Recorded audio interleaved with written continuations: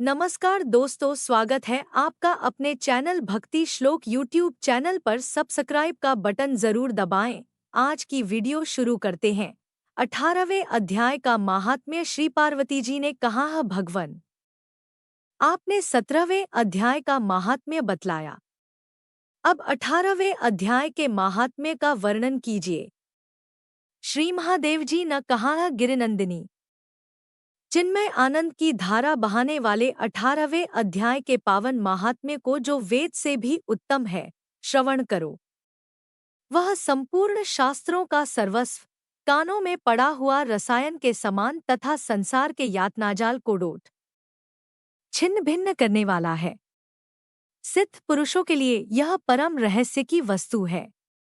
इसमें अविद्या का नाश करने की पूर्ण क्षमता है।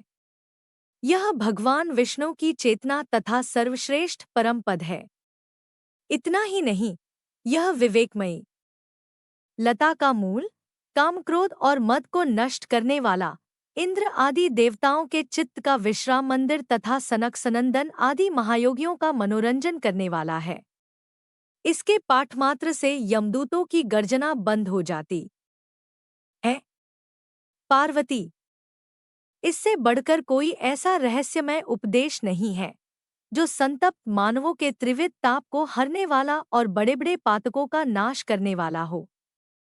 18वें अध्याय का लोकोत्तर महात्म्य है। इसके संबंध में जो पवित्र उपाख्यान है, उसे भक्तिपूर्वक सुनो। उसके श्रवण मात्र से जीव समस्त पापों से मुक्त हो जाता है। मेरुगिरी के शिखर अमरावती नाम वाली एक रमणीय पुरी है। उसे पूर्वकाल में विश्वकर्मा ने बनाया था। उस पुरी में देवताओं द्वारा सेवित इंद्र शची के साथ निवास करते थे। एक दिन वे सुखपूर्वक बैठे हुए थे। इतने ही में उन्होंने देखा कि भगवान विष्णु के दूतों से सेवित एक अन्य पुरुष वहां आ रहा है। इंद्र उस नवागत पुरुष के तेज से तिरस्कृत होकर तुरंत ही अपने मणिमय सिंहासन से मंडप में गिर पड़े। तब इंद्र के सेवकों ने देवलोक के साम्राज्य का मुकुट इस नूतन इंद्र के मस्तक पर रख दिया। फिर तो दिव्य गीत गाती हुई देवांगनाओं के साथ सब देवता उनकी आरती उतारने लगे। ऋषियों ने वेद मंत्रों का उच्चारण करके उन्हें अनेक आशीर्वाद दिए। गंधर्वों का ललित स्वर में मंगलमय गान होने लगा।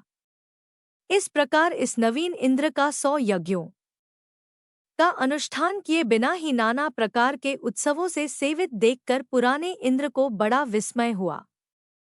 वे सोचने लगे, हा, इसने तो मार्ग में न कभी पौंसले प्याऊ बनवाए हैं, न पोखरे खुदवाए हैं और न पथिकों को डोट विश्राम देने वाले बड़े बड़े वृक्ष ही लगवाए हैं। अकाल पड़ने पर अन्नदान के द्वारा इसने प्राणियों का सत्कार भी नहीं किया है। इसके द्वारा तीर्थों में सत्र और गांवों में यज्ञ का अनुष्ठान भी नहीं हुआ है। फिर इसने यहाँ भाग्य की दी हुई ये सारी वस्तुएं कैसे प्राप्त की हैं? इस चिंता से व्याकुल होकर इंद्र भगवान विष्णु से पूछने के लिए प्रेमपूर्वक क्षीरसागर के तट पर गए और वहां अकस्मात अपने साम्राज्य से भ्रष्ट होने का दुख निवेदन करते हुए बोले, लक्ष्मीकांत, मैंने पूर्वकाल में आपकी प्रसन्नता के लिए 100 यज्ञों का अनुष्ठान किया था। उसी के पुण्य से मुझे इंद्रपद की प्राप्ति हुई थी, किंतु इस समय स्वर्ग में कोई दूसरा ही इंद्र अधिकार जमाए बैठा है। उसने तो न कभी धर्म का अनुष्ठान किया है, न यज्ञों का, फिर उसने मेरे दिव्य सिंहासन पर कैसे अधिकार जमाया है? श्री भगवान बोले, इंद्र, वह गीता के 18वें अध्याय में से 5 श्लोकों का प्रतिदिन पाठ करता है। उसी के पुण्य से उसने तुम्हारे उत्तम साम्राज्य को प्राप्त कर लिया है। गीता के 18वें अध्याय का पाठ सब पुण्यों का शिरोमणि है। उसी का आश्रय लेकर तुम भी पद पर स्थिर हो सकते हो। भगवान विष्णु के ये वचन सुनकर और उस उत्तम उपाय को जानकर इंद्र ब्राह्मण का वेश बनाए गोदावरी के तट पर गए। वहां उन्होंने कालिकाग्राम नामक उत्तम और पवित्र नगर देखा, जहां काल का भी मर्दन करने वाले भगवान कालेश्वर विराजमान हैं। वहीं गोदावर तट पर एक परम धर्मात्मा ब्राह्मण बैठे थे, जो बड़े ही दयालु और वेदों के पारंगत विद्वान थे। वे अपने मन को वश में करके प्रतिदिन गीता के 18वें अध्याय का स्वाध्याय किया करते थे। उन्हें देखकर इंद्र ने बड़ी प्रसन्नता के साथ उनके दोनों चरणों में मस्तक झुकाया और उन्हीं 18वें अध्याय को पढ़ा। फिर उसी के पुण्य से उन्होंने श्री विष्णु का सायुज्य प्राप्त कर लिया। इंद्र आदि देवताओं का पद बहुत ही छोटा है, यह जानकर वे परम हर्ष के साथ उत्तम वैकुंठ धाम को गए। अतः यह अध्याय मुनियों के लिए श्रेष्ठ परम तत्व है। पार्वती 18वें अध्याय के इस दिव्य माहात्म्य का वर्णन समाप्त हुआ। इसके श्रवण मात्र से मनुष्य सब पापों से छुटकारा पा जाता है। इस प्रकार संपूर्ण गीता का पापनाशक माहात्म्य बतलाया गया।